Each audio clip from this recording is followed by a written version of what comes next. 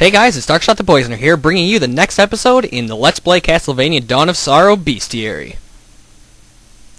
First up is number 21, the Right Cuda, and the Right Cuda soul is a little bit unique in the fact that it's a bullet-type soul that has homing capabilities. What it does is you shoot lightning out of your hand and it strikes the nearest enemy towards you. It's kind of useful in certain situations, like say there's an annoying flying enemy just going around you in circles and circles and you can't get a hit on him. Just use the Right Cuda soul, it should be able to hit him right away. And number 22 is the Mandragora. And after doing this, I have rediscovered how cheap the Mandragora is. Usually I refrain from it since it's just like your fallback soul. If you have nothing better, use a Mandragora because it is quite overpowered in my opinion.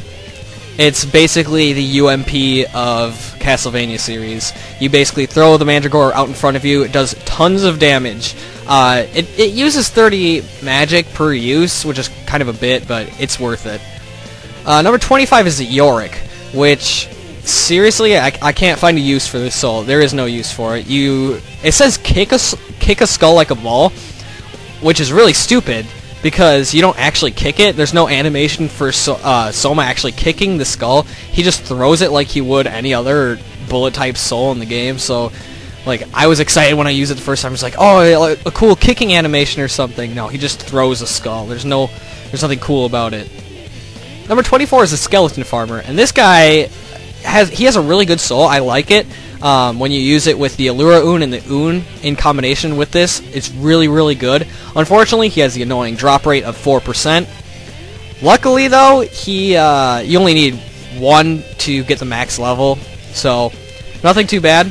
Like this soul, he's also got an annoying place. There's only one of him in the game, and he's right in the middle of the map, as you can see, but he's kind of annoying to get. Number 25 is the Creature, and the Creature also has a very useful soul, but he has the annoying drop rate of 1%. See a pattern here? Good souls have annoying drop rates.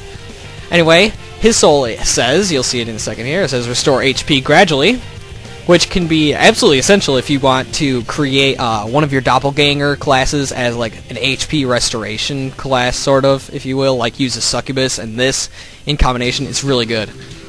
Number 26 is the Kotoba Pass. The Kotoba Pass actually has a pretty decent soul, in my opinion. It's close range. It's like it says, breathe clouds of petrifying gas. I don't know why I used a zombie there. I could have just gone up and hit him. But yeah, the petrification, unfortunately, only works on certain enemies. It doesn't work on bosses, obviously. There might be like one that it might work on. I don't know. But yeah, it's actually pretty useful. It does damage, and you can basically sit there and spam it.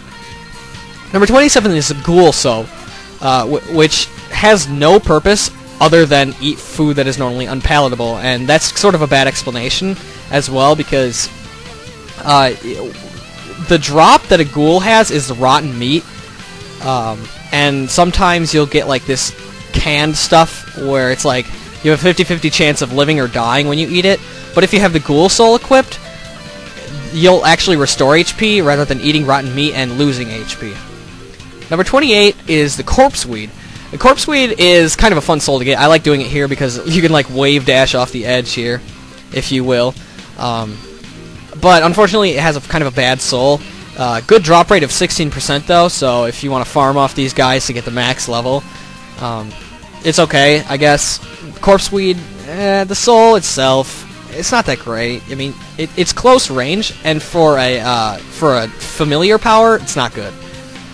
Number 29 is a Yeti, and you have to have the Waiter Skeleton soul to get the Yeti power, because as you'll see, what you do is you walk out to the very beginning of the game, and if you notice in the background, there's a little man walking around. So, throw your delicious curry on the ground, wait for him to jump to the foreground, get a couple hits in, hope that he lands on your curry because it'll do some extra damage to attack the underside of the giant enemy crab for massive damage, and repeat the process over and over. Number 30 is the Tombstone. Pretty self-explanatory. Use this room here. There are other rooms with more tombstones, but it's kind of difficult to get in and out of. This one's the easiest. And this is... It's got a drop rate of 2%, which is so annoying because for an early power in the game that you could really, really use in the Cursed Clock Tower, it's just a drop rate of 2%. You're never going to get it when you're a lower level. If you're lower than level 30, I mean, heck, if you're lower than level 20, you're never going to get that. Anyway, thanks for watching, guys, and I'll see y'all later.